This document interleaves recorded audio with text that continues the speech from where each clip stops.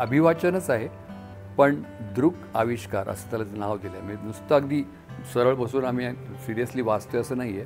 त्याच्यामध्ये गंमत थोडी व्हिज्युअल पण असणार आहे. जसा संगीताचा कान असतो तसं मला असं वाटतं की विनोद टिपण्याची किंवा व्यंग टिपण्याची एक दृष्टी असते. हे लेखन विजयनी जेव्हा बघितलं तेव्हा त्याला त्याच्या डोळ्यासमोर याचा परफॉर्मन्स करता येईल असं आलं, जे मला अजिबात सुचलं नव्हतं.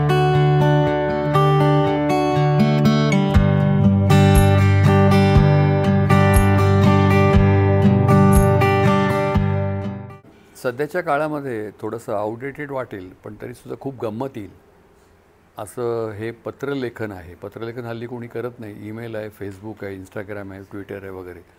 पण ही जी एक पर्सनल टच ज्याला म्हणता येईल अशी जी एक जुनी फॅशन होती पत्र लिहिण्याची, ती खूप छान होती, उबदार होती. आणि असं डायरेक्ट कम्युनिकेशन व्हायचं, कनेक्ट व्हायचं तुम्ही ज्यांना पत्र लिहिता त्यांच्याशी.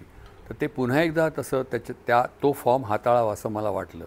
आणि ही जी एकमेकांना पत्र लिहिणारी जोडगोळी आहे, ती दोघेही विक्षिप्त आणि तरेवाईक म्हातारे म्हणण्यापेक्षा ज्येष्ठ नागरिक आहेत दोघेही. दोघांच्या वेगळ्या तारा आहेत.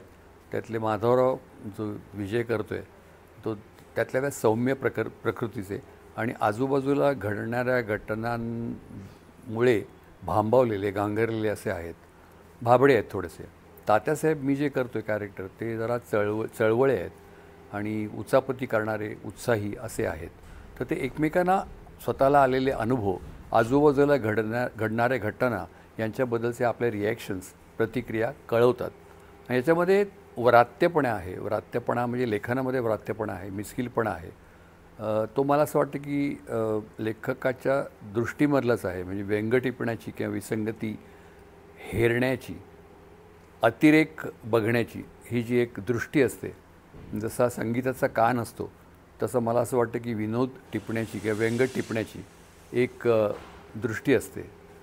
ती आणि आणखीन एक त्याच्यात एक ॲडिशनल म्हणजे मी ॲक्टर असल्यामुळे मला ती कॅरेक्टर्स दिसली, त्या व्यक्तिरेखा दिसल्या, त्यातले प्रसंग दिसले विनोदी, आणि ते सगळे ह्याच्यामध्ये आले.